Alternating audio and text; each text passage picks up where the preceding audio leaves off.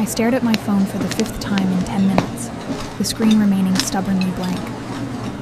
No new messages, no calls, just the reflection of my increasingly anxious face in the darkened glass. The restaurant around me hummed with conversation and the gentle clink of expensive silverware against fine china. A waiter glided past, his eyebrow slightly raised as he noticed my still empty place setting across the table. "Would Madam care for another glass of water while waiting?" he asked, his voice carefully neutral but his eyes betraying a hint of pity. "Yes, please," I managed, my throat dry despite the 2 glasses I'd already consumed.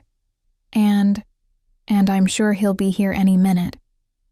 The waiter nodded with practiced politeness, but I caught the subtle exchange of glances between him and the hostess. I was becoming a spectacle. The woman stood up on a blind date at Costello, one of the most exclusive restaurants in the city. My roommate Eliza had sworn this place was totally worth it, and that her cousin's friend Jason was loaded and gorgeous. Now, 45 minutes later, with no sign of Jason and my bank account containing exactly $27.46 until next payday, I was beginning to panic. The ambient lighting suddenly felt too harsh, exposing my carefully applied makeup and the dress I'd splurged on. A navy blue number that had cost me 2 weeks' worth of lunches. I'd been so excited about this date, my first in over a year since the disaster with Michael.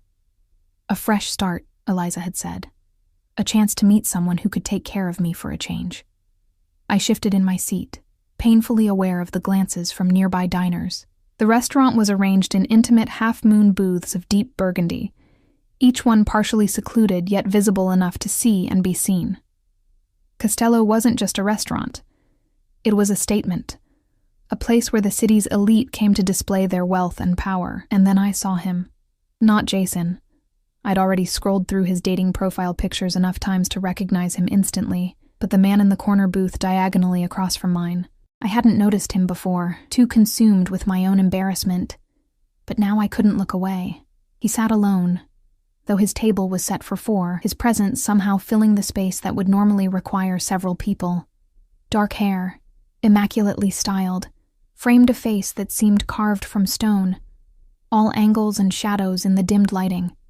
He wore a suit that even I could tell cost more than my monthly rent, the fabric catching the light as he moved his hand to lift a glass of amber liquid to his lips.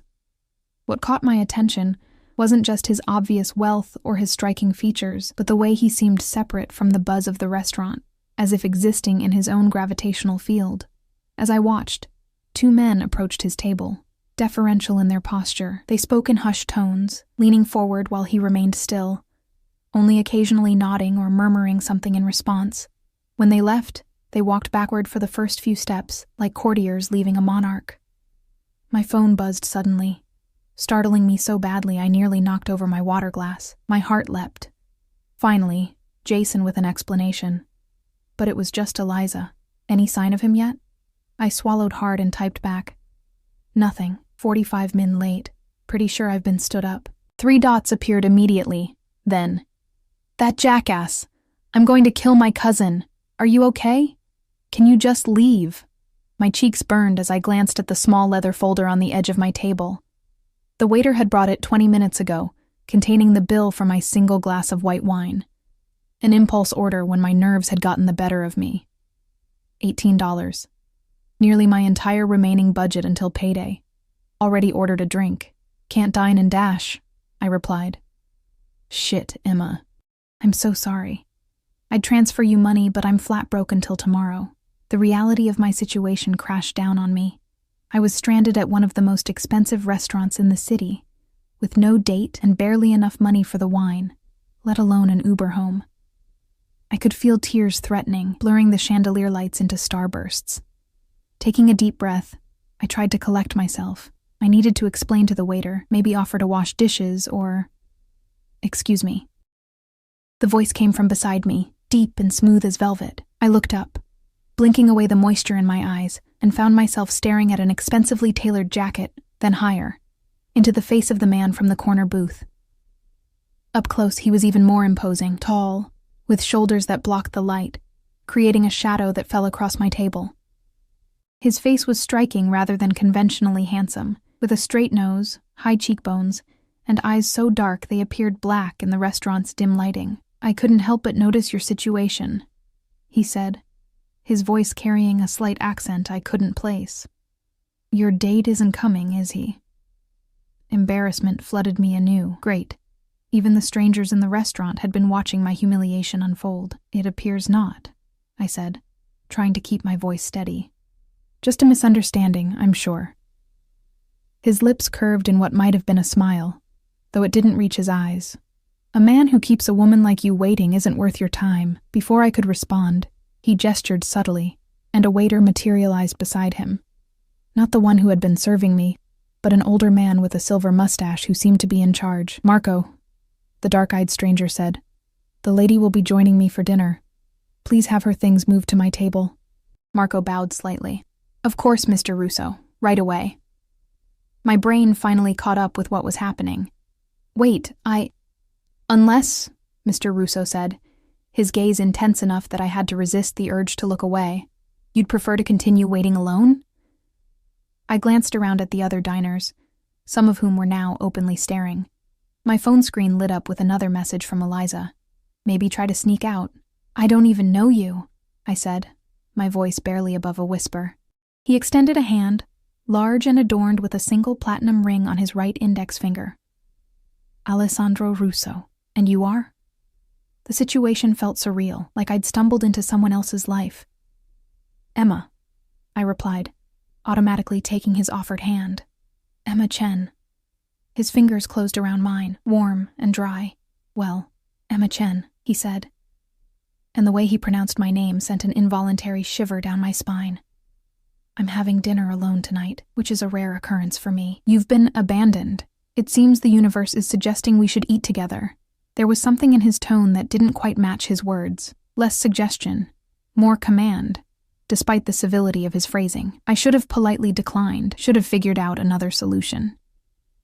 But something about Alessandro Russo made refusal feel impossible, like trying to swim against a powerful current.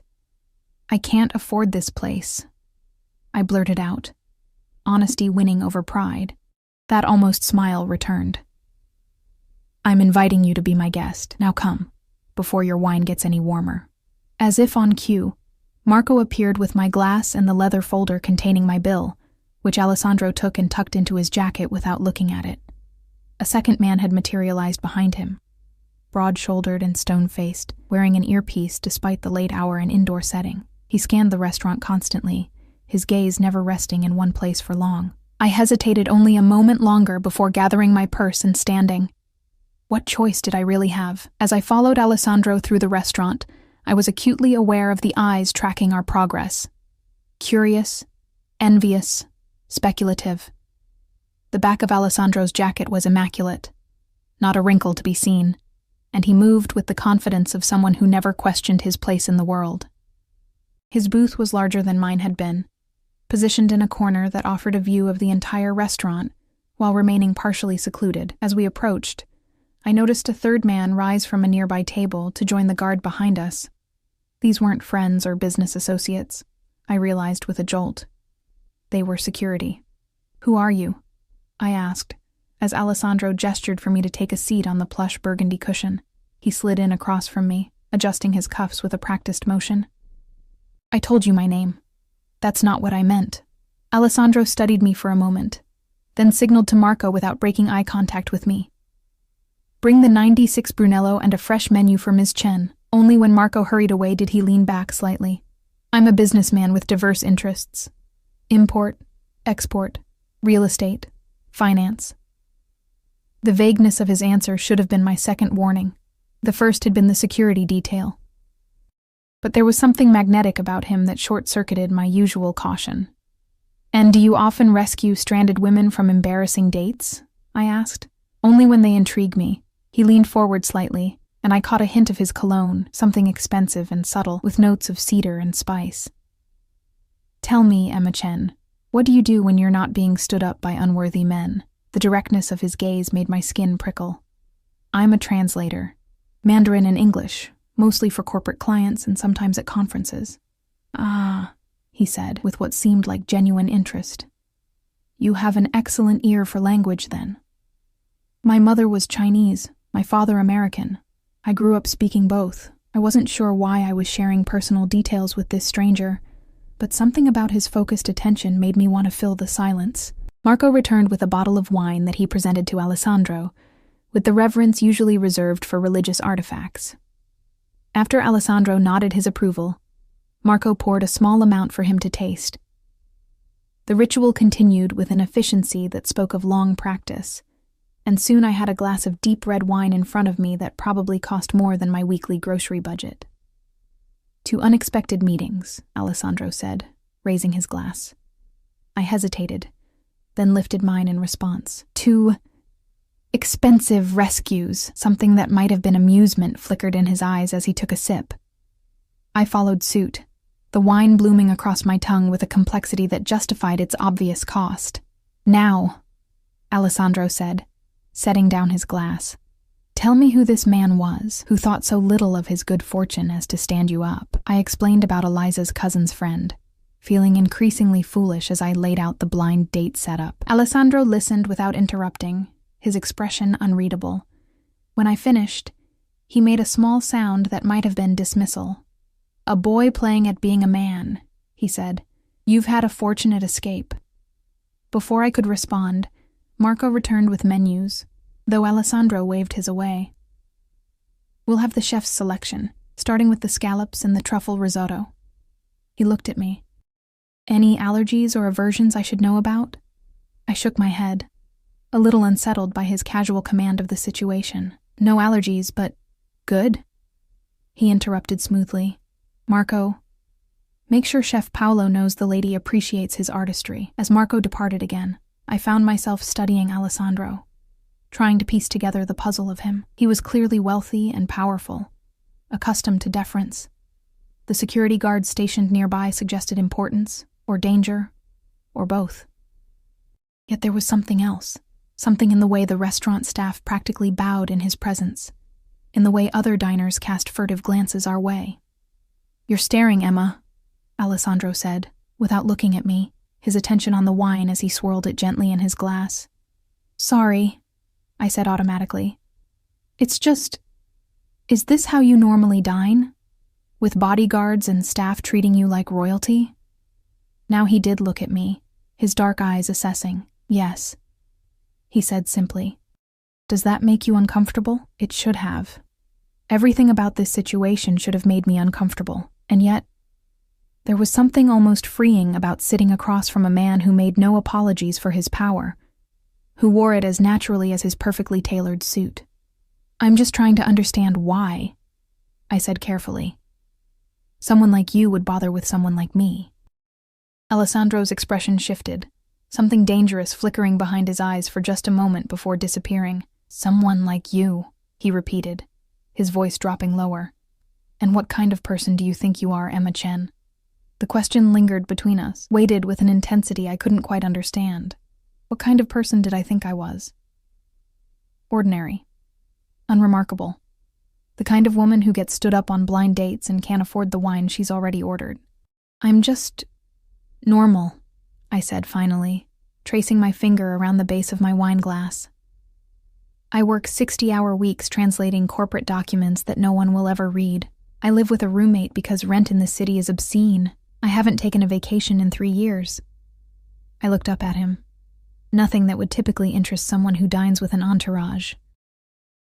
Alessandro's expression remained inscrutable, but something shifted in his posture, a subtle leaning forward that made the air between us seem to compress.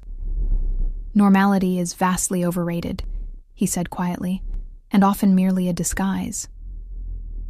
Before I could ask what he meant, the first course arrived. Scallops resting on beds of pureed cauliflower, garnished with caviar and gold leaf. The presentation was artistic, the portion tiny, but exquisite. I hesitated, suddenly aware of how unprepared I was for the formality of this dining experience. "Eat," Alessandro said, not touching his own plate yet. "I want to see if you enjoy it." There was something almost predatory in the way he watched me, and I felt a flutter of nervousness as I took the first bite. The scallop melted in my mouth, buttery and perfectly seared, the briny pop of caviar enhancing rather than overwhelming it. I couldn't help the small sound of pleasure that escaped me. A smile, the first genuine one I'd seen, curved Alessandro's lips. "Good," he said, finally picking up his own fork. There's nothing more disappointing than sharing excellent food with someone who doesn't appreciate it. As we ate, he asked questions about my work, displaying a surprising knowledge of international business translation. His own responses about his business ventures remained vague, skimming the surface of real information like stones across water. What became clear was his intelligence. Sharp, quick, and calculating. He spoke 4 languages fluently, he told me, and could navigate basic conversation in 3 more. "Languages reveal how people think," he said, as our empty plates were whisked away and replaced with small bowls of truffle risotto. "The patterns, the underlying structures of thought. You must see this in your work." I nodded, warming to the topic. It's why machine translation still falls short. It can't capture the cultural context, the subtle shadings of meaning. I took a bite of the risotto, the earthy perfume of truffles filling my senses.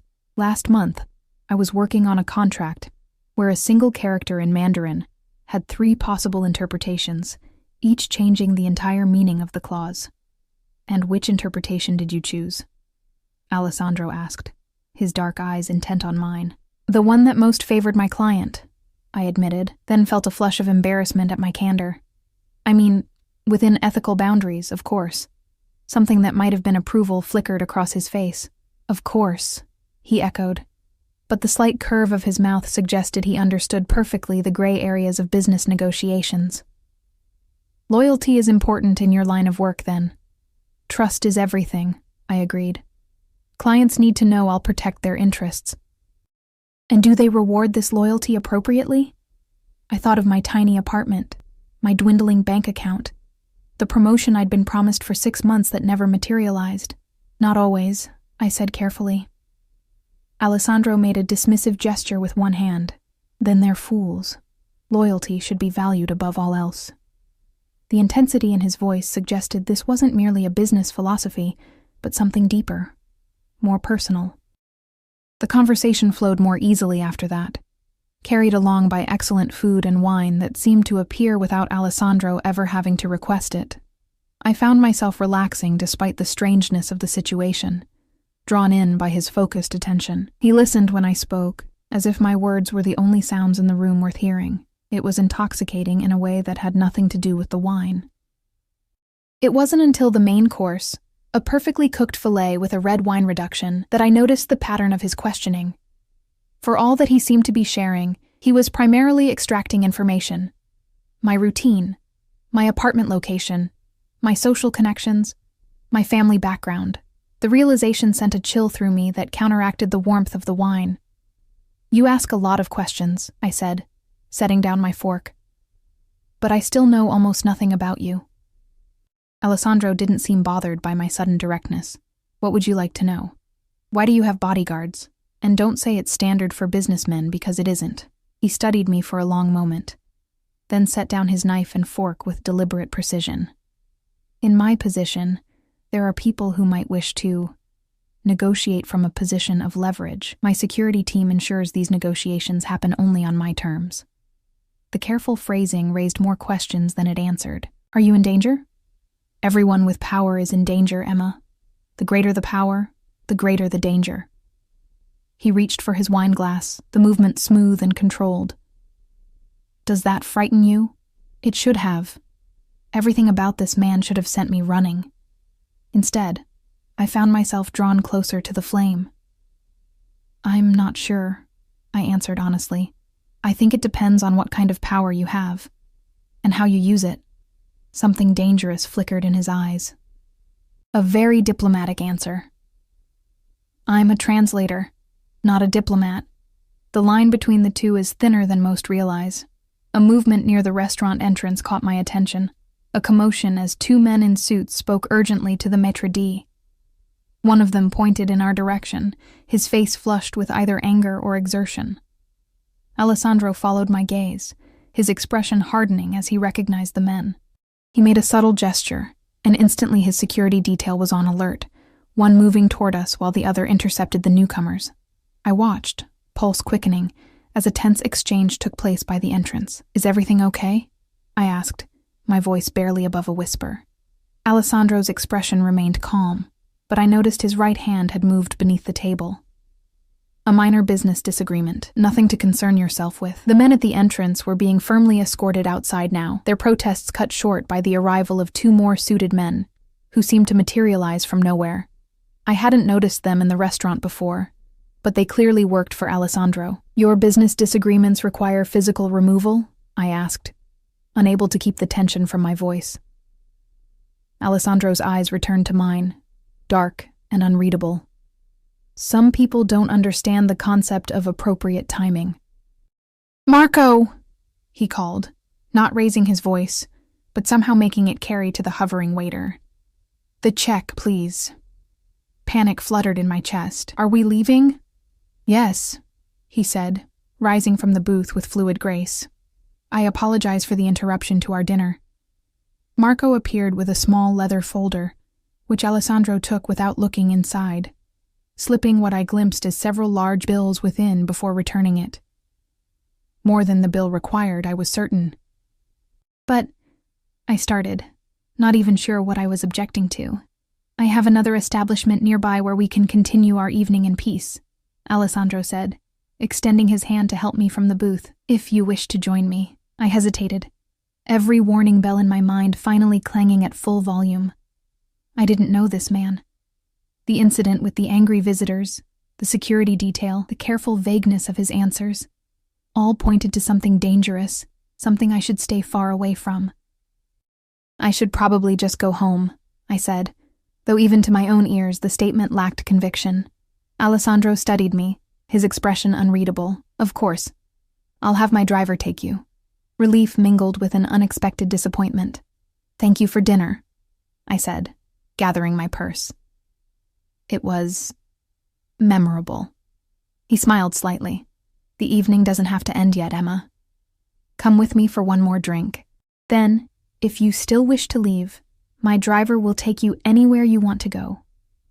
I should have refused. I knew I should have refused. Instead, I found myself nodding, accepting his outstretched hand as he helped me to my feet. His fingers closed around mine, warm and strong, and that same electric current I'd felt earlier shot up my arm. We left through a private exit at the back of the restaurant, bypassing the main entrance where the disturbance had occurred. A sleek black car waited outside, engine running, a broad-shouldered man holding the door open as we approached. Alessandro guided me with a light touch at the small of my back, his hand radiating heat through the thin fabric of my dress. The car's interior was spacious and luxurious, the leather seats butter-soft beneath me. Alessandro slid in beside me, close enough that I could feel the heat from his body, but not quite touching. The door closed with a solid thunk, and the world outside immediately seemed to recede, the tinted windows and soundproofing creating a bubble of isolation. "Where are we going?" I asked as the car pulled smoothly away from the curb. "I own a private lounge a few blocks from here," Alessandro replied, more discreet than the restaurant. "Is discretion necessary?" The question slipped out before I could censor it. He turned to look at me, shadows playing across the planes of his face as streetlights slid past outside. "In my experience, privacy is always valuable. Wouldn't you agree?" There was a weight to his words that suggested layers of meaning. "I suppose it depends on what you need privacy for," I said carefully. His mouth curved. A diplomatic answer again. "You didn't answer my question earlier," I pressed, emboldened by the cocoon-like privacy of the car. "About what kind of business you're really in." Alessandro studied me for a long moment, and I had the unsettling feeling he was making calculations, assessing risks and rewards. "I manage certain aspects of this city's economy that don't appear in official records," he said finally. "I facilitate relationships, resolve conflicts, and ensure that transactions proceed smoothly." The deliberately obscure phrasing only confirmed what I had begun to suspect. My pulse quickened, but whether from fear or something more complicated, I couldn't say. "You're not just a businessman," I said quietly. "Very few people are just one thing, Emma." The car slowed and turned into what appeared to be an underground parking garage. We descended a level, then another, before stopping in a reserved space near a private elevator. The driver opened Alessandro's door first, then circled to mine. Alessandro exited and waited for me, offering his hand once more. I hesitated only briefly before taking it, allowing him to help me from the car. His grip was firm, steadying me as my heel caught slightly on the concrete floor. For just a moment, I found myself pulled against his chest, my palm resting on the solid wall of muscle beneath his expensive suit. He smelled of cedar and spice and something darker, something uniquely him. Careful, he murmured, his breath warm against my ear. Then he released me, though his hand remained at the small of my back as he guided me toward the elevator. The security detail had somehow arrived ahead of us, one man holding the elevator door, while scanning the garage with vigilant eyes. Inside, Alessandro pressed his thumb to a biometric scanner, causing the button for the top floor to illuminate. The doors closed silently, and we began to ascend. The elevator was mirrored on 3 sides, multiplying our reflections into infinity. I caught glimpses of us from every angle. Alessandro tall and commanding beside my more slender frame. In the harsh elevator lighting, the differences between us were even more apparent. His bespoke suit and confident posture contrasting with my off-the-rack dress and nervous stance. And yet, there was something in the way he positioned himself slightly in front of me, the way his eyes constantly moved, assessing our surroundings, that made me feel unexpectedly protected. "You're very quiet," Alessandro observed as the floor numbers climbed. "I'm trying to decide if I'm making a terrible mistake," I admitted. He turned to look at me directly, his dark eyes intent. "And what conclusion have you reached?" "I haven't yet, but I think the sensible part of my brain is losing the argument." A smile ghosted across his lips. "The sensible parts of our brains rarely lead us to the most memorable experiences, Emma." The elevator slowed smoothly, and the doors opened to reveal a stunning space. A private lounge with floor-to-ceiling windows overlooking the city. The lighting was low and intimate, the furnishings sleek and modern. A bar of gleaming mahogany dominated one wall, while comfortable seating arrangements were scattered throughout. Despite the size of the space, we appeared to be the only occupants. "Welcome to Il Rifugio," Alessandro said, his hand still at the small of my back as he guided me inside. My private sanctuary. As I stepped into the room, I could feel myself crossing a threshold that had nothing to do with the physical space. A boundary between the life I had lived until tonight, and something new and dangerous and thrillingly unknown. The view was breathtaking. From this height, the city spread out like a tapestry of lights, buildings transforming into jeweled structures against the velvet darkness. I moved toward the windows, drawn by the panorama. "It's beautiful," I said softly.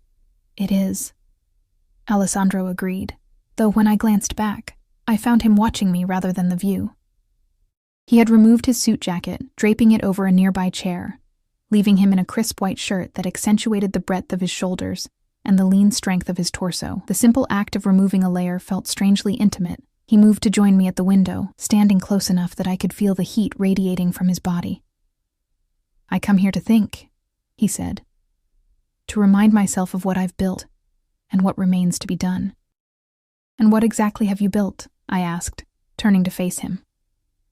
Alessandro considered me for a long moment. "An empire of sorts," he finally said, though not one recognized by conventional authorities. The confirmation of what I'd suspected should have terrified me. Instead, I felt a strange calm descend, as if the uncertainty had been worse than the truth. "You're an organized crime," I said. Not a question this time. "I prefer to think of it as alternative governance." His voice remained level, his eyes never leaving mine. "The traditional structures of power in this city are corrupt and inefficient. I provide stability where they cannot." A burst of nervous laughter escaped me. "Is that what you call it?" "It's what it is." He moved to a sideboard where crystal decanters gleamed in the low light. "Would you like a drink? I have an excellent 25-year-old scotch." The surreality of the situation struck me anew. Standing in a luxurious penthouse with a self-admitted crime lord who was offering me aged scotch as if we were at a normal dinner party. "Yes," I said, surprising myself. "I think I need one." Alessandro poured amber liquid into 2 heavy crystal tumblers, then returned to hand me one. Our fingers brushed during the exchange, sending that now familiar current through my skin. I took a sip, the scotch burning a warm path down my throat. "Why are you telling me this?" I asked. "Isn't it dangerous to admit what you are to a stranger?" He moved back to the window, gazing out at his domain. "You're intelligent enough to have already deduced the truth. Denying it would only insult us both." He turned to face me, and I find myself disinclined to lie to you. I took another sip, larger this time, welcoming the heat as it spread through my chest. "Is that unusual for you, being disinclined to lie?" A smile touched his lips, making him look momentarily younger, almost boyish. "Extraordinarily so. In my world, truth is a luxury rarely afforded. And yet you're affording it to me. Why?" Instead of answering, Alessandro gestured toward a seating area of low, comfortable couches. "Please, sit. The view is just as magnificent from there, and we can be more comfortable." I followed him, choosing a seat that allowed me to keep some distance between us. The couch was buttery soft leather, cradling my body as I sank into it. Alessandro sat opposite me, his posture relaxed yet somehow still commanding the space. "You asked why," he said, swirling the scotch in his glass. "From the moment I saw you in that restaurant, abandoned, vulnerable, yet holding yourself with such dignity, I felt something I rarely experience. Curiosity." His eyes found mine, dark and intent. "You intrigue me, Emma Chen, because I was stood up on a date?" I asked skeptically. "Because of how you handled it. Most women would have left immediately, or caused a scene, or dissolved into tears. You did none of those things. You sat there, spine straight, chin up, facing your humiliation with quiet courage." He leaned forward slightly. "Strength and vulnerability is uncommon." His words warmed me in a way that had nothing to do with the scotch. "You're giving me too much credit. I was just too broke to leave." "Perhaps that was part of it," he acknowledged with a slight incline of his head. "But not all. There's something in you that refuses to break, even when bent. I recognize it because I see it in the mirror. The comparison should have offended me. I was nothing like this dangerous man. And yet, something in his words resonated. I had survived my own battles, my mother's death when I was 16, my father's subsequent descent into alcoholism, working my way through college while supporting us both. Different wars than his, fought on different battlefields, but wars nonetheless. "You don't know me," I said, but my voice lacked conviction. "Not yet," he agreed, "but I would like to." The simple statement hung in the air between us, weighted with implications. I knew I should leave now, call an Uber, and forget this night had ever happened. Return to my small apartment, my struggling career, my unremarkable life, but the thought felt hollow, like settling for shadows after glimpsing the sun. "What would that mean?" I asked, my voice barely above a whisper. "You knowing me?" Alessandro set his glass down on the table between us, the movement deliberate. "That depends entirely on what you want, Emma." "And if I don't know what I want?" His eyes darkened. "Then perhaps I can help you discover it." The air between us seemed to thicken, charged with an electricity I couldn't name but could certainly feel. I finished my scotch in one burning swallow, needing the liquid courage. "You're a dangerous man," I said. "Yes." No denial, no attempt to soften the truth, and being known by you would be dangerous for me. "Also, yes." He leaned forward, elbows on his knees, regarding me intently. "But danger and reward often walk hand in hand. The question is whether you believe the potential reward justifies the risk." I set my empty glass beside his. "I don't even know what the reward might be." Something shifted in his expression, a heat entering his gaze that made my pulse quicken. "Don't you?" Before I could respond, a discreet chime sounded. Alessandro's expression hardened as he reached for his phone, checking the screen with a frown. "Excuse me," he said, rising. "I need to take this. It will only take a moment." He moved across the room, speaking in rapid Italian too quiet for me to hear. Left alone, I had a moment to breathe, to think. What was I doing here? This man had admitted to being a criminal, surrounded himself with armed guards, and radiated danger from every pore. And yet, I couldn't deny the pull I felt toward him. Not just physical attraction, though that was undeniably present, but something deeper. A recognition, perhaps, of something in him that matched something in me, like puzzle pieces from entirely different puzzles that somehow fit together. My phone buzzed in my purse. I pulled it out to find 3 increasingly panicked messages from Eliza. "Emma, are you okay? Did you get home safe? Emma. Answer me or I'm calling the police."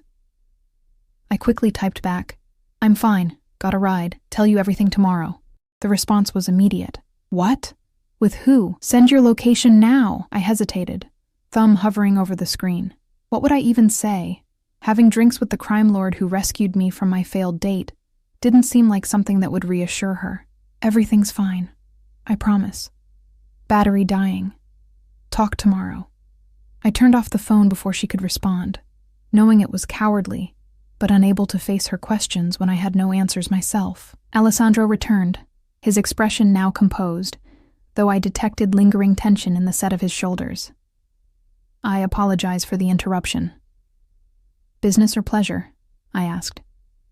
"Business," he said, resuming his seat. "Always business." "Is it difficult?" The question slipped out before I could reconsider it. "What you do?" He studied me for a moment, as if weighing how much to reveal. "Any position of leadership comes with burdens," he said finally.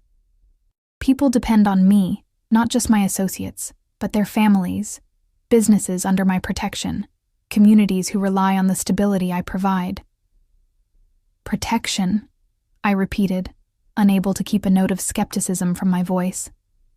"Is that what you call it? A flicker of something, perhaps anger, perhaps respect," crossed his face. "You disapprove. I don't know enough to approve or disapprove," I said carefully. "But I know that protection often means something very different in your line of work." Alessandro leaned back, regarding me thoughtfully. "In the absence of effective legitimate authority, someone will always fill the vacuum. I prefer it be someone with principles. And you have principles?" "I do." There was steel in his voice now. "I don't deal in human trafficking. I don't sell to children. I keep violence away from civilians. I protect those loyal to me as if they were my own blood." His eyes hardened. "And I punish betrayal without mercy." A shiver ran down my spine at his last words, the implicit threat in them impossible to miss. This was a man who had ordered people killed, who lived by a code outside society's laws. "Why translation?" he asked suddenly, changing the subject. The abrupt shift threw me off balance. "What? Why did you choose to become a translator? It's demanding work with little recognition." I took a moment to gather my thoughts. My mother always said I lived between worlds. Too Chinese for America, too American for China. Translation lets me bridge those worlds, find meaning in the spaces between languages. I traced the edge of my empty glass with my fingertip, and I'm good at it. Really good. "Yet underpaid and undervalued," Alessandro observed. "The file on your company suggests they exploit your talent." My head snapped up. "File? You've been investigating me?" He didn't even have the grace to look embarrassed. "Of course. I make it a point to know who I'm dealing with." "When?" I demanded. "We only met hours ago. I had my people run a preliminary background check while we were still at the restaurant," he said, as if this were perfectly reasonable. "A more thorough investigation has been ongoing since we left." Anger flared in my chest. "You had no right—" "I take my security very seriously," he cut in, his voice hardening. "I needed to know you weren't placed in my path deliberately." "Placed in your—" I broke off, realization dawning. "You thought I might be working for someone? A rival or the police?" Alessandro shrugged, the gesture elegant despite its casualness. It was a possibility that needed to be eliminated. "And has it been?" I asked, unable to keep the edge from my voice. "Am I cleared of suspicion?" His lips curved slightly. "You have no criminal record, no connections to law enforcement or rival organizations, an exemplary academic record at UCLA. A struggling translation business where you're consistently underpaid for your expertise. A father in an assisted living facility in San Diego, whose care consumes a significant portion of your income." His eyes held mine. "You are exactly who you appear to be, Emma Chen, which, as I said earlier, is fascinating to me." The detailed recitation of my life left me cold. "You had no right," I repeated. "Perhaps not," he acknowledged. "But in my position, rights are less relevant than necessities." I stood abruptly. "I want to leave now." Alessandro remained seated, watching me with those dark, unreadable eyes. "Of course. My driver will take you anywhere you wish to go." He made no move to stop me, which somehow made it harder to maintain my resolve. "You promised me a ride home if I wanted to leave after one drink," I reminded him. "I've had my drink." "So you have." He rose smoothly, "Though I hope you'll reconsider. Our evening has barely begun." "What more could there possibly be?" I asked, frustration bleeding into my voice. "You've admitted to being a criminal, invaded my privacy, investigated my family, and saved you from humiliation, provided an exceptional meal, brought you to my private sanctuary, and been more honest with you than I have with anyone in years," he countered, taking a step closer.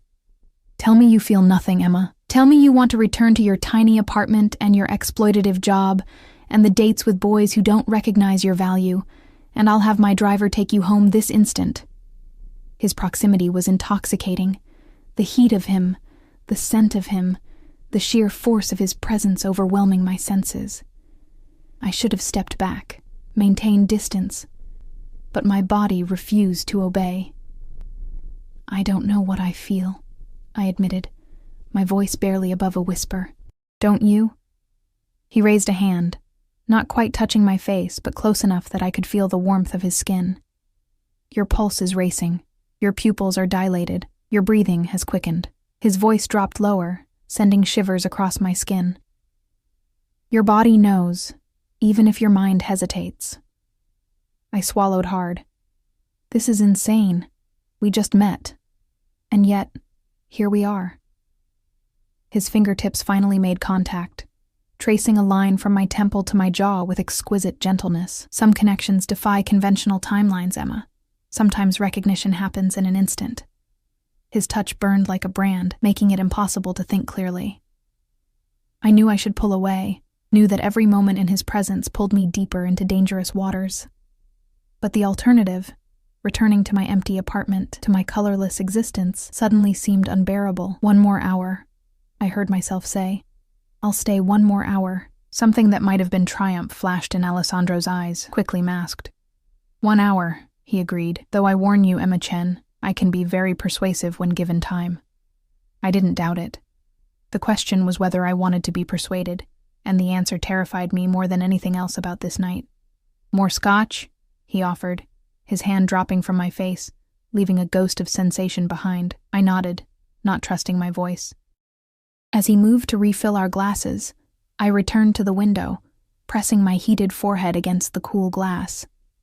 Below us, the city continued its nocturnal dance, oblivious to the drama unfolding in this penthouse. How many other women had stood where I now stood, looking out over Alessandro Russo's domain? How many had he brought here, seduced with danger and luxury and the intoxicating force of his attention, and how many had left unscathed? Alessandro returned with our refilled glasses, joining me at the window. We stood in silence for a moment, the city lights reflecting in the dark glass like stars fallen to earth. "Tell me something true," I said suddenly, turning to face him. His eyebrow rose slightly. "I've told you many true things tonight. Something personal," I clarified. "Something that isn't about business or power."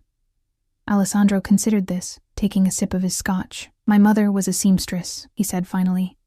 "She could look at any piece of fabric and immediately know its quality, its potential. She taught me that appearances matter, but what lies beneath the surface matters more." The image of a young Alessandro watching his mother work was unexpectedly touching. "Is she still alive?" A shadow crossed his face. "No. She died when I was 14. Breast cancer that went undetected because we couldn't afford proper medical care." "I'm sorry," I said softly. "It was a long time ago, not so long that it doesn't still hurt." His eyes met mine, something vulnerable flickering in their depths before disappearing. "No," he acknowledged. "Not so long. My mother died too," I offered. "When I was 16, a car accident." "I know," he said, then had the grace to look apologetic when I frowned. "It was in the file. I should have been angry again at the reminder of his invasion of my privacy. But instead, I felt a strange connection. Two people who had lost their mothers too young, who had been forced to grow up too quickly. "What happened after?" I asked, genuinely curious. "After your mother died." Alessandro's expression darkened. "My father was not a strong man. He turned to alcohol, then gambling. He accumulated debts to people who don't forgive such things." He took another sip of his scotch. "When they came to collect, I offered myself instead. I was young, but I was smart and willing to learn." "They took you in? A 14-year-old boy?" The man who ran that organization had lost his own son years before. He saw something in me, potential, perhaps, or simply a reflection of what he'd lost. Alessandro's voice was distant now, as if recalling a different life. "He became my mentor, taught me everything he knew. When he died 10 years later, I took control. And built your empire," I said softly. He inclined his head slightly, from necessity at first, then from ambition. "And now? Now?" Alessandro turned to look out at the city again. "Now it's about legacy, building something that will outlast me." There was loneliness in his voice that resonated with something inside me. Despite all his power, all his wealth, Alessandro Russo stood apart from the world, separated by the very things that elevated him above others. "What about you?" he asked, his focus returning to me. "After your mother's death, what happened?" I shrugged, the memory still painful despite the years. "My father broke, not all at once, but piece by piece. He'd always been a social drinker, but after the accident it became his primary relationship. I was applying to colleges when she died." "I almost didn't go, but you did." "I got a scholarship to UCLA. My mother had been so proud when I was accepted. I couldn't bear to waste the opportunity." I swallowed hard, remembering those difficult years. I worked 3 jobs while taking a full course load. Came home every other weekend to clean the house, pay the bills, make sure my father was still alive. Alessandro's expression was unreadable. "A heavy burden for a young woman, no heavier than yours at 14, I pointed out. "Perhaps." His voice softened. "Though my path led me to power and wealth, yours led to a tiny apartment and a job that doesn't value me," I finished with a bitter laugh. "You can say it. I'm not offended by the truth." Alessandro moved closer, close enough that I could feel the heat radiating from his body. "Your circumstances don't define your worth, Emma. Easy for a rich man to say." "I wasn't always rich," he reminded me. "I recognize quality when I see it, regardless of its current setting." There was something in his tone, in the intensity of his gaze, that made my breath catch. I took a hasty sip of my scotch, needing the burn to ground me. "Your hour is nearly up," Alessandro said, glancing at the elegant watch on his wrist. "Have you decided? Will you stay or go?" The question hung between us, weighted with possibilities. I knew the sensible answer, the safe answer, and yet... "I should go," I said, even as something inside me rebelled against the words. "Should," he repeated, moving a fraction closer. "But will you?" His proximity was intoxicating, clouding my judgment. I could smell his cologne, feel the warmth of him. In his dark eyes, I saw desire, but also something else, a genuine interest that I hadn't experienced in longer than I cared to admit. "Why me?" I whispered. "Of all the women you could have, why choose someone like me?" Alessandro raised his hand to my face, this time making full contact, his palm warm against my cheek. "Because you're real," he said simply. "In a world of masks and facades, you stand naked in your truth." "I'm not special," I protested weakly. "You are to me." His thumb traced my lower lip, sending electricity racing through my veins. "Stay, Emma. Not just for tonight, but for breakfast tomorrow. Let me show you a glimpse of what your life could be." Warning bells clanged in my mind, but they seemed distant, drowned out by the thunder of my heart. "And after breakfast? What then?" "That would be up to you," he said. "I'm not offering forever, Emma. Not yet. I'm offering a door to a different world. Whether you walk through it is your choice." I knew I was standing on a precipice. One step forward and my life would change irrevocably. One step back and I would return to safety and obscurity. If I stay, I said carefully, it doesn't mean I'm agreeing to anything beyond tonight and breakfast. Alessandro's lips curved into a smile that transformed his severe features, making him devastatingly handsome. Of course. And you'll still have your driver take me home tomorrow, if that's what I want. You have my word. He set his glass down on a nearby table, then gently took mine and did the same, though I hope to persuade you otherwise. His hand returned to my face, thumb brushing my cheekbone with exquisite tenderness. Slowly, giving me every opportunity to pull away, he leaned down until his lips were a breath away from mine. Last chance to run, Emma Chen, he murmured. Instead of answering, I closed the distance between us, pressing my lips to his. The contact was electric, a jolt of pure sensation that wiped away all thought. His arms encircled me, pulling me against the hard plane of his body as the kiss deepened. I felt consumed, devoured, as if he were trying to absorb me into himself. When we finally broke apart, both breathing heavily, I saw something like wonder in his eyes. Stay with me tonight, he said, his voice rough with desire. This time, there was no hesitation. Yes.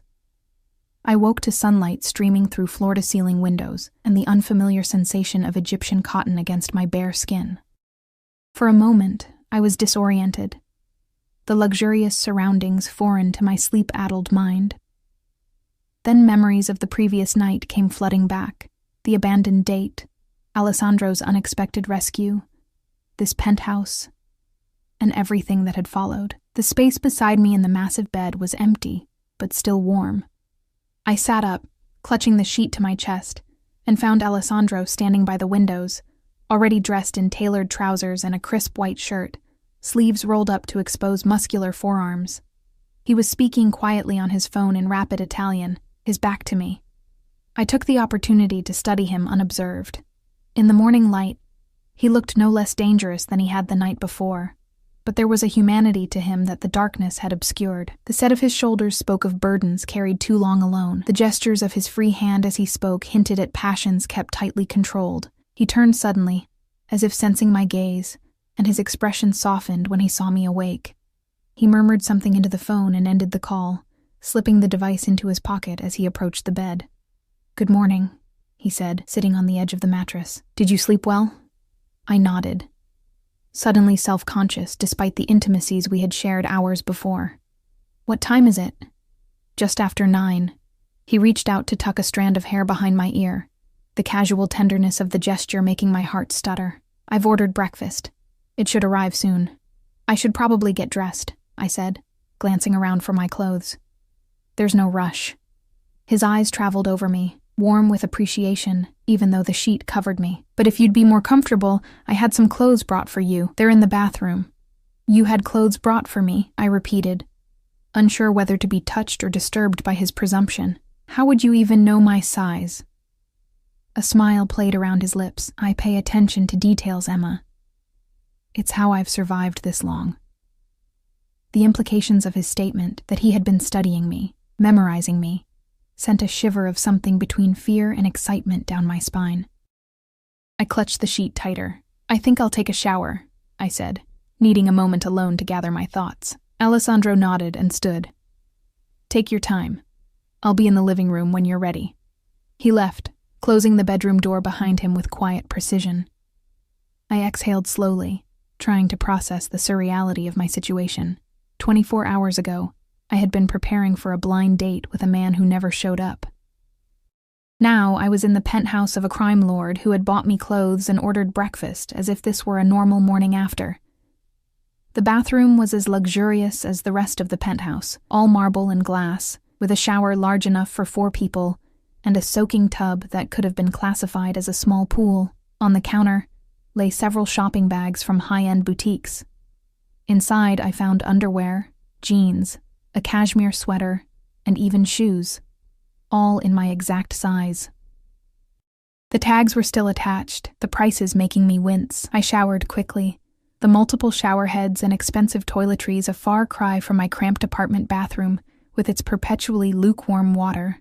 After drying off with a towel so plush it felt like a cloud, I dressed in the new clothes, which fit perfectly. The mirror reflected back a version of me that looked both familiar and strange. My face the same, but the luxurious context transforming me into someone else. When I emerged from the bedroom, I found Alessandro in the living area, seated at a table by the windows already laid with a breakfast spread that would have fed 4 people. He rose when he saw me, his eyes appreciative as they took in my appearance. "Beautiful," he said simply. I flushed, unused to such direct compliments. "Thank you for the clothes. They fit perfectly. I'm glad." He pulled out a chair for me. "Please, eat." I sat, overwhelmed by the array of food before me. Fresh fruit, pastries, eggs Benedict, smoked salmon, and a carafe of what smelled like freshly squeezed orange juice. "This is a lot," I said. "I wasn't sure what you preferred." Alessandro took the seat across from me.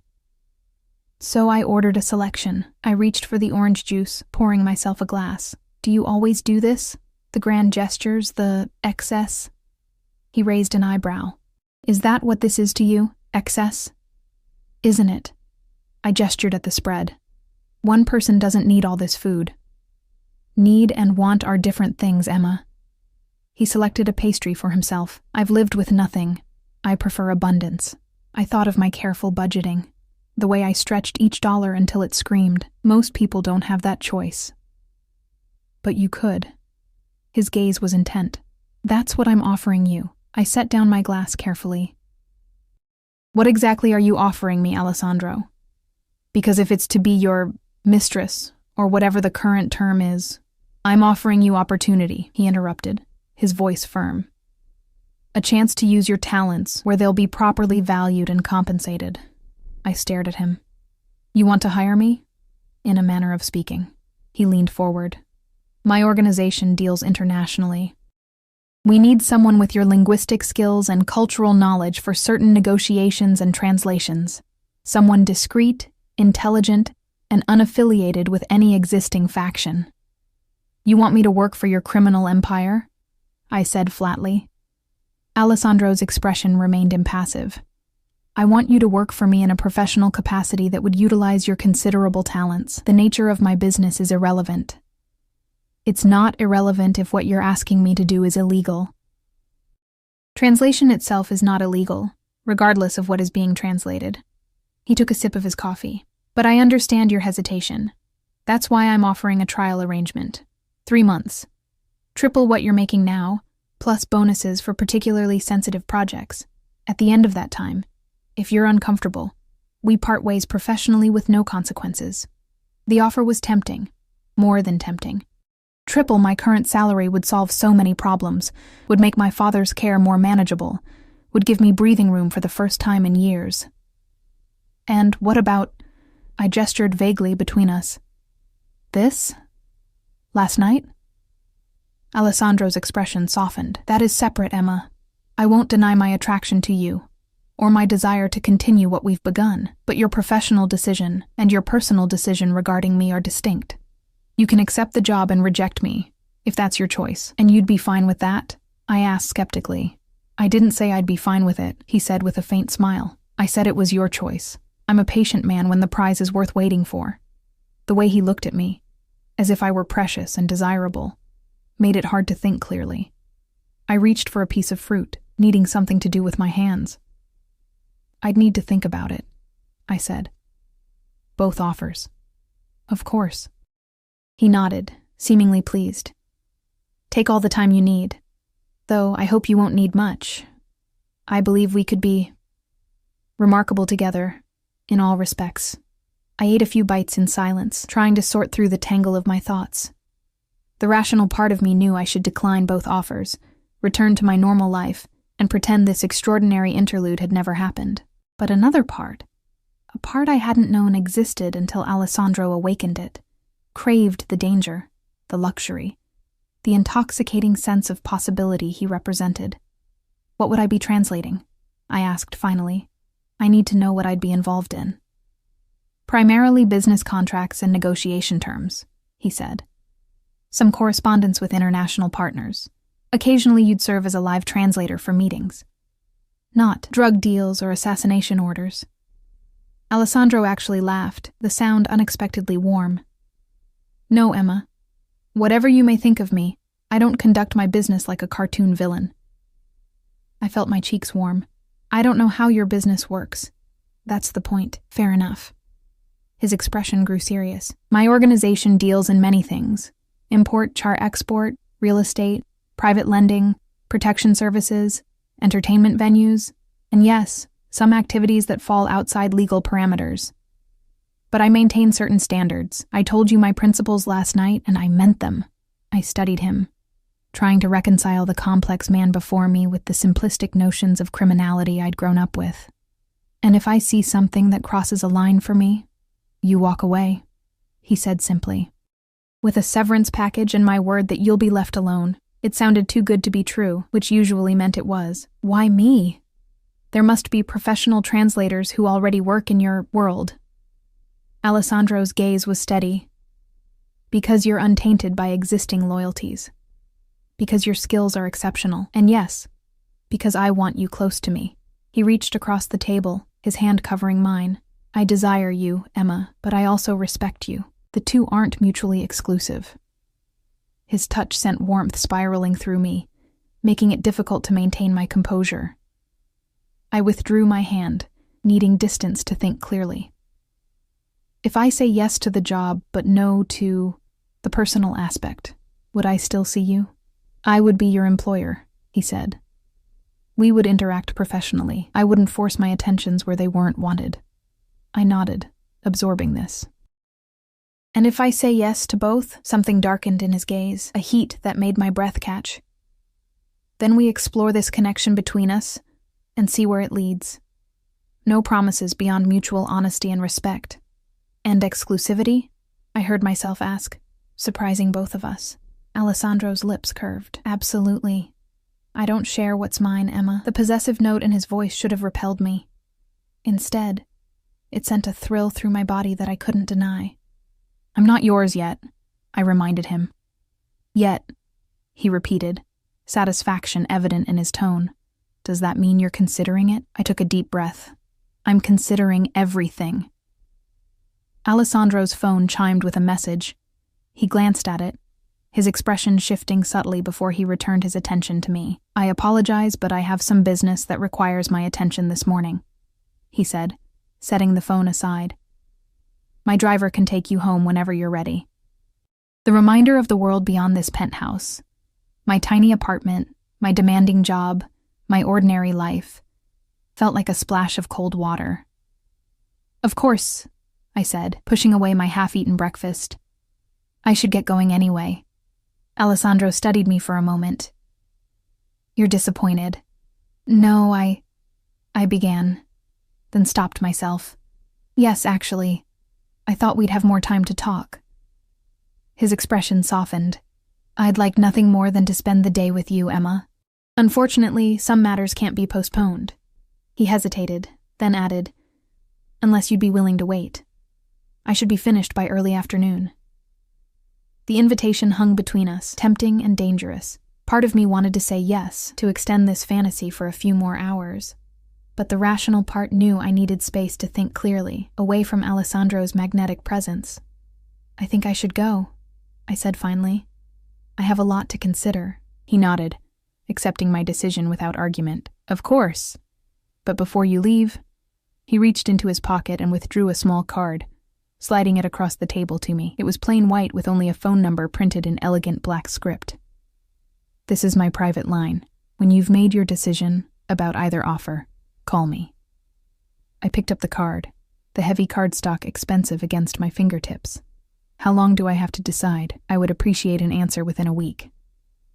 His dark eyes held mine, but Emma, understand this. Regardless of what you decide professionally, I want to see you again. That door remains open regardless. The intensity of his gaze made my heart race. I slipped the card into the pocket of my new jeans, nodding wordlessly. Alessandro rose from his chair with fluid grace. I'll have Carlo bring the car around. Is there anything you need before you go? I thought of my dress from last night. probably still somewhere in the bedroom. "My clothes will be cleaned and returned to you," he finished. "And your purse is on the console table by the door." Of course he had thought of everything. I stood, suddenly awkward in the face of our imminent parting. What was the proper etiquette for saying goodbye to a crime lord after a one-night stand that might become something more? Alessandro solved the dilemma by stepping closer, his hand rising to cup my cheek. "I've enjoyed our time together, Emma," he said softly. More than I expected. Before I could respond, he leaned down and kissed me, not the passionate embrace of the night before, but something gentler, a promise rather than a demand. It still left me breathless. When he pulled away, his expression was carefully controlled, but I caught a glimpse of genuine emotion in his eyes before he masked it. "Carlo will escort you down. I have to make a call before I leave." With that, he was gone, striding toward what I assumed was his office. I stood for a moment, fingers pressed to my lips, trying to process everything that had happened in the last 24 hours. A discreet cough drew my attention to the elevator, where a broad-shouldered man in a dark suit, Carlo, presumably, waited patiently. I grabbed my purse from the console table and followed him into the elevator, still feeling slightly dazed. The ride down was silent, Carlo's stoic presence beside me a reminder of the world Alessandro inhabited, a world of guards and guns and unspoken dangers. When we reached the garage level, a sleek black car waited, engine running. Carlo opened the rear door for me with formal courtesy. "Where to, Ms. Chen?" the driver asked as Carlo closed the door behind me. I gave him my address, then sat back against the leather seats, closing my eyes as the car pulled smoothly out of the garage. The real world awaited, my roommate with her inevitable questions, my job with its grinding demands, my father with his mounting medical bills. Everything exactly as it had been yesterday morning, except I wasn't the same. In the space of one night, Alessandro Russo had shown me a different life, a different version of myself. The question was whether I could, or should, reach for it. My apartment building looked shabbier than ever as the black car pulled to the curb. I thanked the driver, who responded with professional courtesy, waiting until I entered the building before driving away.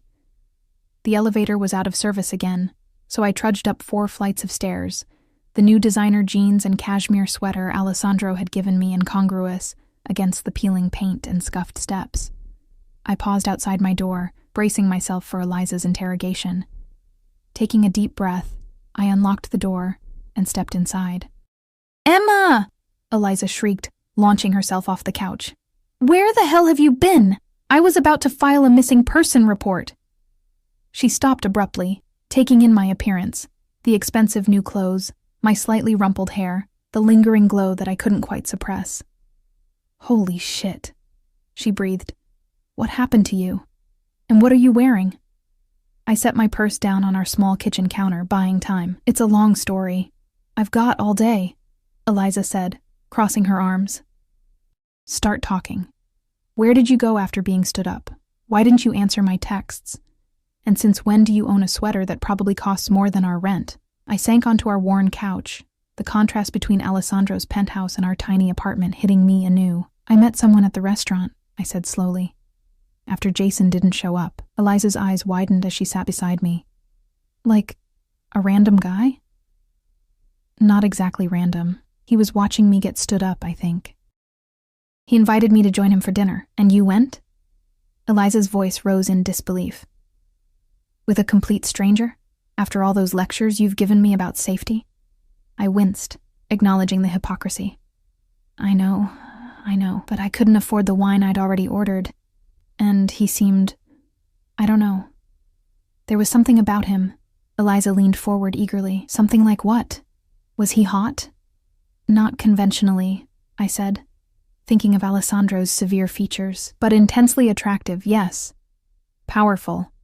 The kind of man who fills a room just by existing in it." "And you spent the night with him," Eliza said. Not a question. Her eyes dropped to my new clothes. "And he bought you stuff." I nodded, heat rising to my cheeks. "It wasn't planned.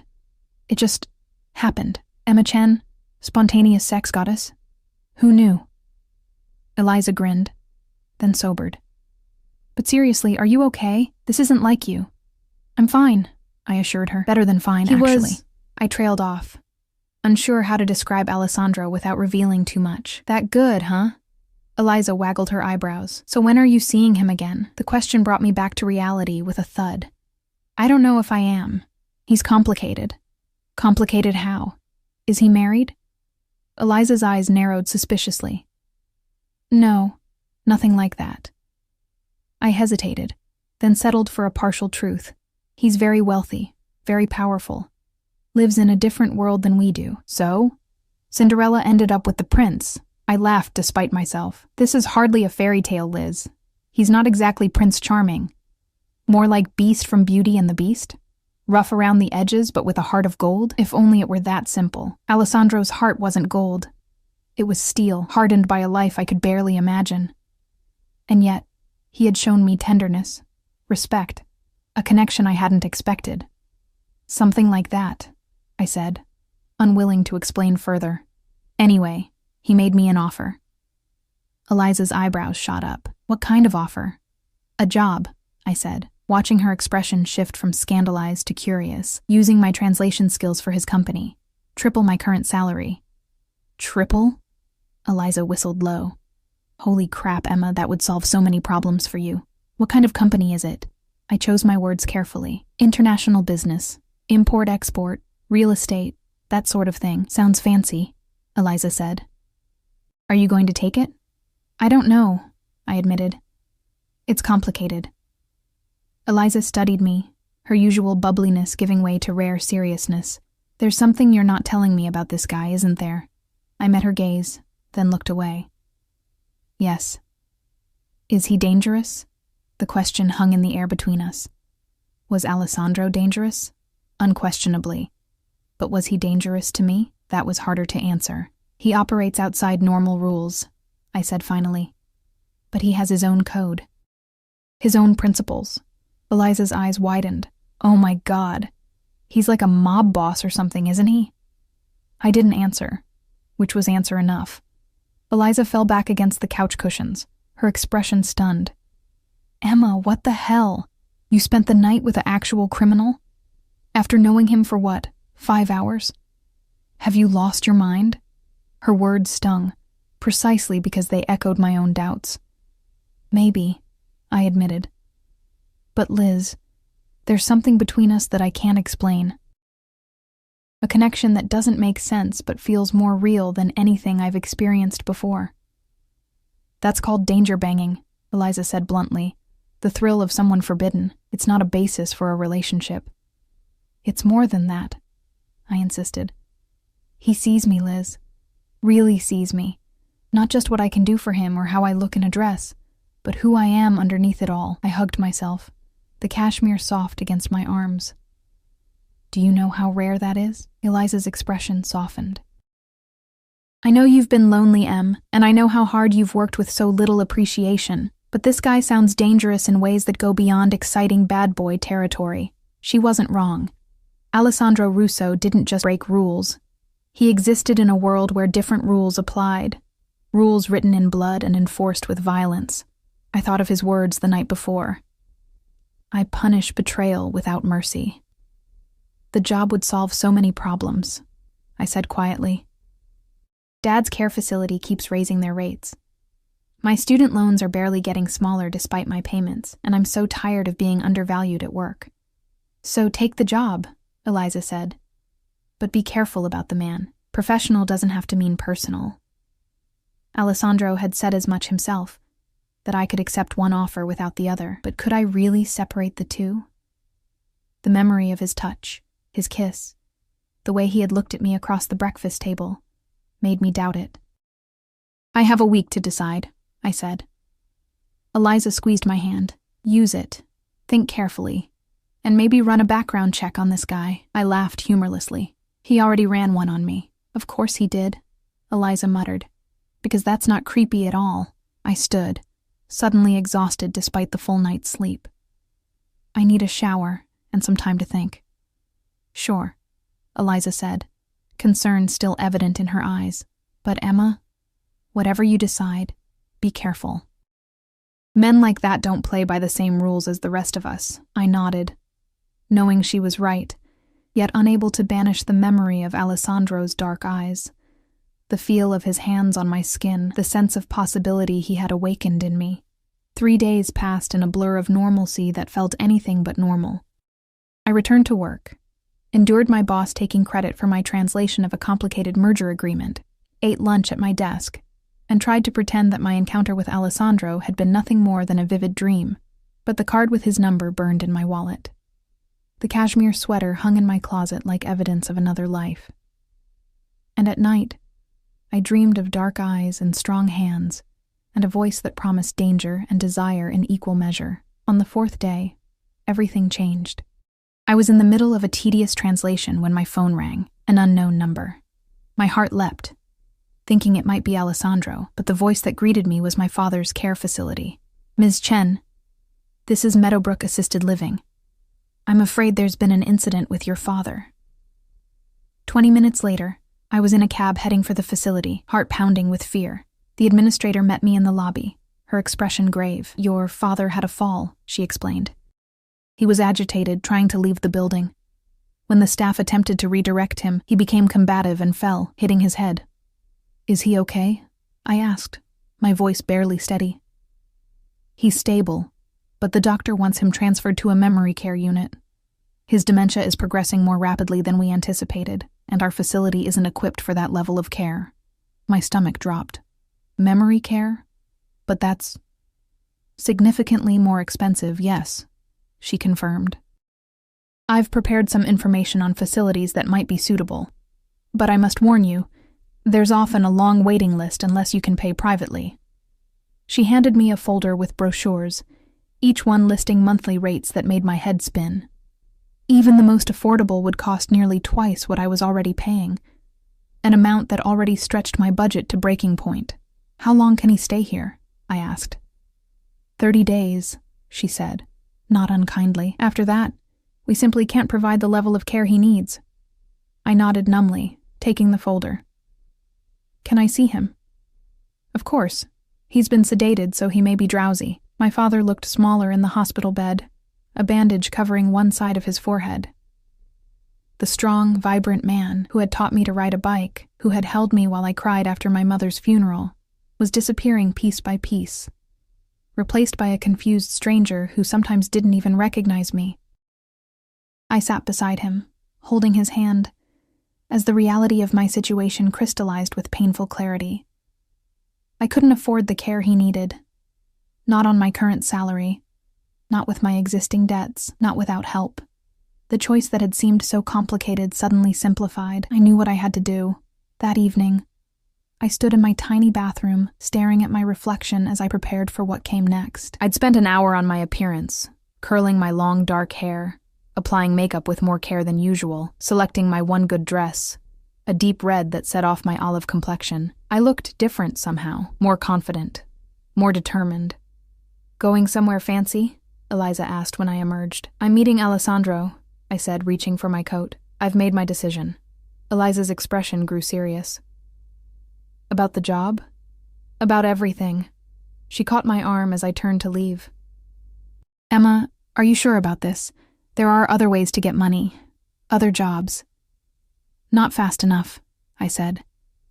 "Dad needs care now, not after I spend months job hunting. I'm worried about you," Eliza admitted. I hugged her briefly. "I know. But I'm going into this with eyes open. I know who he is, what he does, and I know what I'm risking. Just be careful," she said, "and call me if you need anything, anytime." I nodded, then left, the white card with Alessandro's number clutched in my hand. The restaurant where we agreed to meet was different from Costello. Smaller, more intimate, tucked away on a side street in the Italian district. When I arrived, the hostess led me directly to a corner table where Alessandro waited, rising as I approached. His eyes moved over me appreciatively, taking in the red dress, the careful makeup, the subtle jewelry I'd chosen. "Emma," he said, my name almost a caress on his lips. "You look beautiful."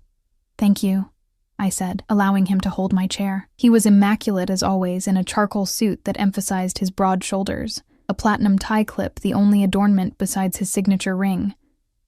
After ordering drinks, scotch for him, red wine for me, Alessandro studied me across the table, his dark eyes intent. "You've made your decision," he said, not a question. I nodded. "Yes." "And?" I took a breath, crossing my Rubicon with full awareness of what it meant.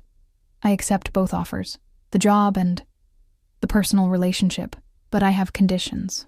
Something that might have been amusement flickered in his eyes. "You're negotiating with me?" "Yes," I said firmly. "My father needs specialized care. Memory care.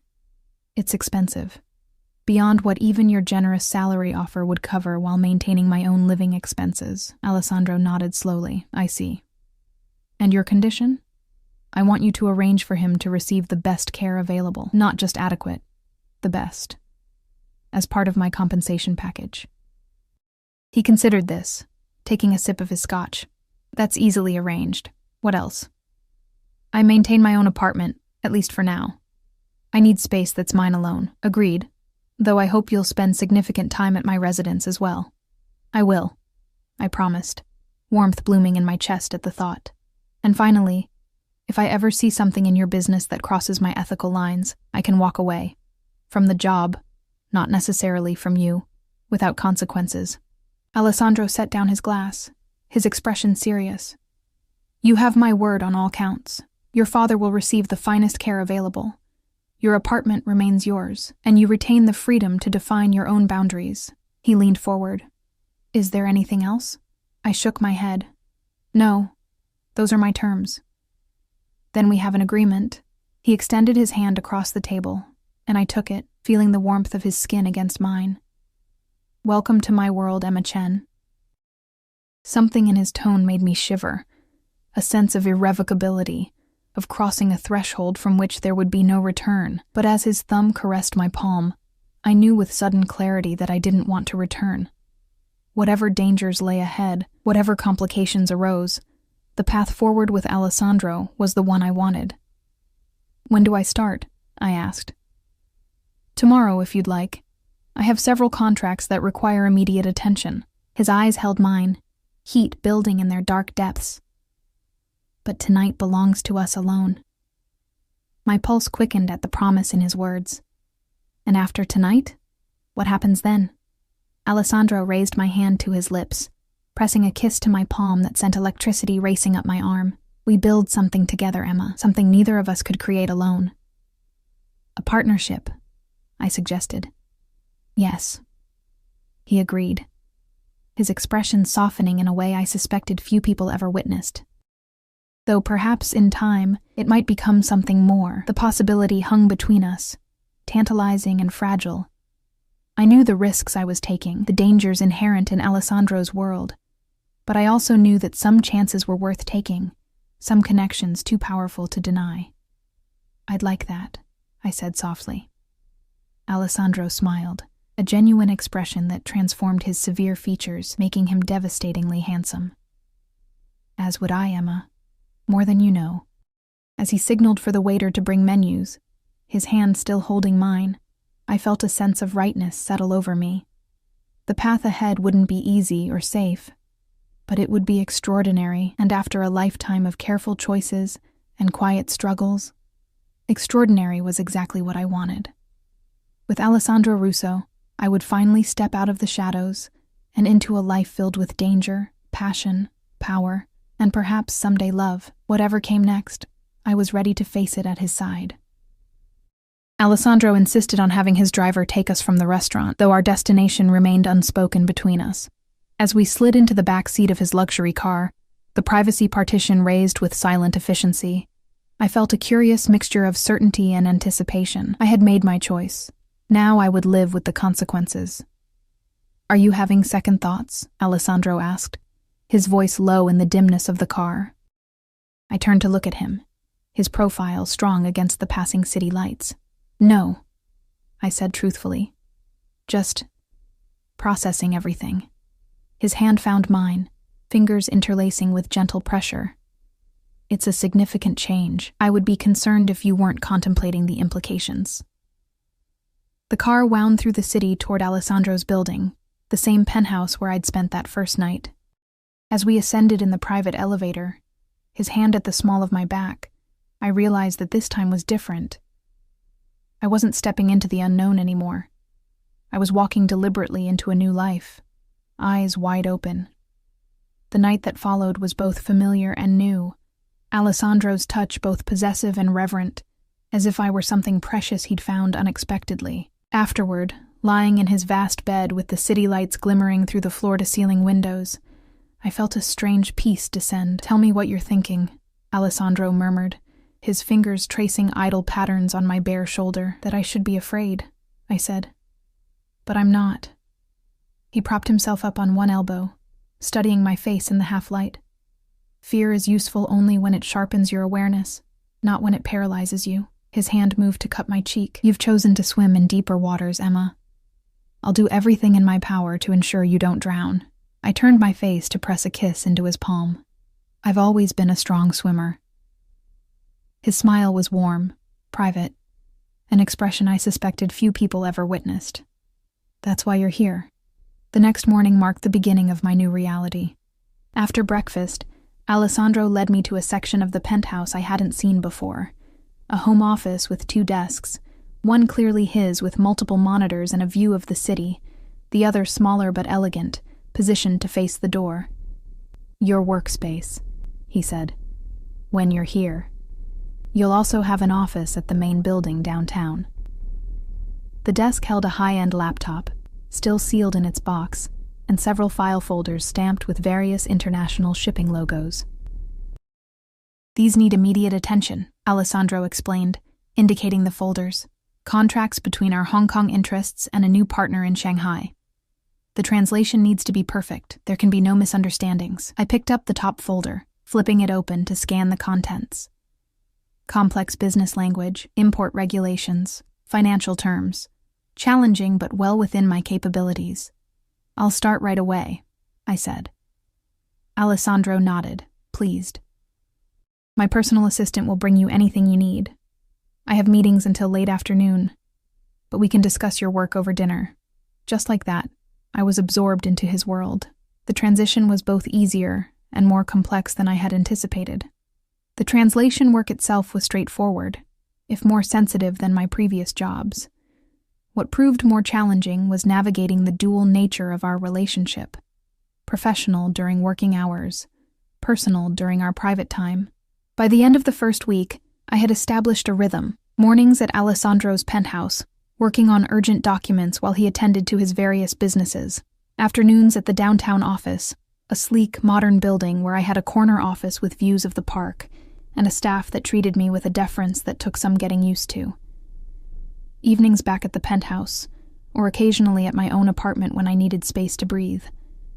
The work was intellectually stimulating in a way my previous job had never been. I wasn't just translating dry corporate documents, I was facilitating complex international negotiations, sometimes sitting in on video calls to provide real-time translation while Alessandro and his associates hammered out details with foreign partners. I learned quickly to read between the lines, to understand the subtext beneath the formal business language. Some deals were entirely legitimate: real estate acquisitions, import-export arrangements for luxury goods, investments in restaurants and clubs. Others operated in grayer areas, with careful phrasing to obscure the true nature of the transactions. True to his word, Alessandro never asked me to translate anything related to violence or the darker aspects of his business empire. Whether he was shielding me or simply compartmentalizing, I couldn't be sure, but I appreciated the boundaries nonetheless. 1 month into our arrangement, Alessandro took me to see my father at his new care facility, a luxury establishment with manicured grounds, world-class doctors, and a staff-to-patient ratio that ensured constant attention. The difference from his previous placement was stark. My father had a spacious private room overlooking gardens, access to innovative therapies, and caregivers who treated him with genuine warmth. "Do you approve?" Alessandro asked as we walked the grounds after our visit. "It's amazing," I admitted, blinking back tears. I could never have afforded this for him. Alessandro's hand tightened around mine. "Your father deserves the best care available, And you deserve the peace of knowing he's well looked after." I looked up at him. This complicated man who could order violence without hesitation, yet show such unexpected kindness. "Thank you," I said simply. He nodded once, accepting my gratitude without diminishing it. "Your loyalty to your father speaks well of you, Emma. Family matters. Blood matters." I was beginning to understand that for Alessandro, these weren't just words but fundamental principles that guided his actions. Loyalty, family, honor, the old-world values that underpinned his modern criminal empire. 3 months passed, and the trial period Alessandro had initially proposed came and went without discussion. By then, I had become an integral part of his organization, trusted with increasingly sensitive negotiations. My linguistic skills had expanded beyond Mandarin and English to include basic Italian, a necessity for understanding the rapid conversations that sometimes erupted among Alessandro and his inner circle. I still maintained my apartment, though I spent less and less time there. Most of my clothes had migrated to Alessandro's penthouse, taking up space in his massive walk-in closet. The designer items he bought for me now far outnumbered my original wardrobe: cashmere sweaters, silk blouses, tailored suits for business meetings, and evening wear for the social events we occasionally attended. The social aspects of Alessandro's world presented their own challenges. At public functions, gallery openings, charity galas, restaurant launches, we presented as a successful businessman and his partner. In more private settings, among those who knew Alessandro's true nature, I was introduced simply as mine, a possessive designation that should have offended my independent spirit, but instead made me feel strangely protected. I observed the complex hierarchies of his organization, the way his captains deferred to him while commanding their own respect, the careful dance of power and submission that kept the empire functioning. Women were rare in this world, and those who were present typically fell into defined roles: wives, girlfriends, daughters to be protected. I occupied a unique position as both Alessandro's partner and a valued professional asset, earning a respect that was cautious at first, but gradually solidified as my contributions proved their worth. Not everyone approved of my presence, of course. Antonio, Alessandro's consigliere and oldest friend, regarded me with thinly veiled suspicion for months, convinced I was either an undercover agent or an opportunist. It was only after I caught a subtle mistranslation in a Hong Kong contract that would have cost them millions that he began to thaw. "You have good eyes," he told me grudgingly after that incident. "And a quick mind." From Antonio, this qualified as effusive praise. 6 months into my new life, the boundaries between Alessandro's world and mine had blurred beyond recognition. The woman who had once been stood up at Castello, who had worried about affording a glass of wine, seemed like a character from someone else's story. In her place was a woman who moved confidently through luxury and danger, who had learned to read a room for threats as well as opportunities, who understood power in all its forms. The changes weren't just external. Something within me had shifted, hardened in some places, softened in others. I was still myself, still Emma Chen, but with edges more clearly defined. It wasn't all smooth sailing, of course. There were arguments, fierce ones when Alessandro's controlling tendencies collided with my independence. There were moments of doubt, usually late at night, when I lay awake beside his sleeping form, wondering if I had compromised too much of myself in this bargain. And there were glimpses of the violence that underpinned his world, a bruised knuckle he wouldn't explain, hushed conversations that ceased when I entered a room, the occasional presence of weapons I pretended not to notice. But there was also connection, deeper than I had ever experienced. Alessandro saw me, truly saw me, in ways no one else ever had. He valued my mind as much as my body, challenged me intellectually, supported my growth both professionally and personally. And in quiet moments, when the mask of the powerful capo slipped, I glimpsed the vulnerable boy who had lost his mother too young, who had built an empire partially to ensure he would never be powerless again. On the anniversary of our first meeting, Alessandro took me back to Castello, reserving the same corner booth where he had sat that fateful night. I wore red again, a designer dress that complemented the ruby pendant he had given me that morning. a stunning piece set in platinum that nestled in the hollow of my throat. 1 year, he said, raising his glass in a toast. A significant milestone. I smiled, touching my glass to his. Did you expect we would make it this far? I had hopes, he admitted, though you've exceeded every expectation. After dinner, instead of returning to the penthouse, Alessandro directed his driver to the waterfront, where the city lights reflected on the dark water. He led me to a private dock where a sleek yacht waited, crew standing at attention as we boarded. What's this? I asked, as he guided me to the upper deck. The city skyline spread before us. I thought we could use a change of scenery, he said, his hand warm against my back. A weekend away. On the deck, a small table had been set with champagne on ice and a single red box. My pulse quickened as Alessandro gestured for me to open it. Inside wasn't what I had half expected. No ring, no formal proposal. Instead, a heavy key of antique design rested on black velvet.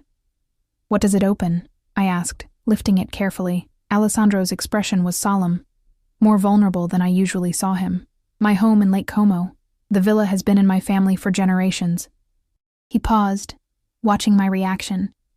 I wanted to be our sanctuary, away from business, away from obligations, just us. I understood the significance of the gesture. Alessandro didn't just own properties. He owned fortresses, safe houses, strategic assets. The Lake Como villa was different. It was personal, a family legacy, part of his history. Alessandro, I began, emotion tightening my throat. I'm not asking for forever, not yet, he said, his voice low and intense. But I am asking for more than what we have now. I want you in my life completely, Emma. Not just in my bed or my business, but in my future.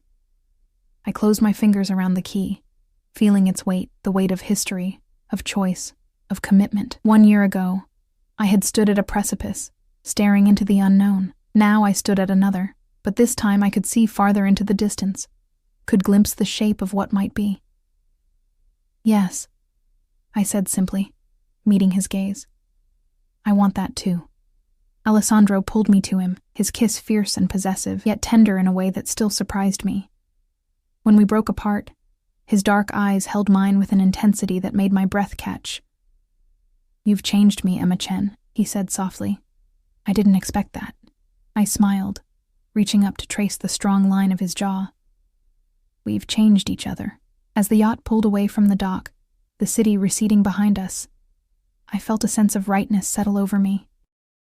The path I had chosen a year ago had not been easy or safe, but it had led me here, to strength I hadn't known I possessed, to love I hadn't dared to imagine, to a life that spanned 2 worlds.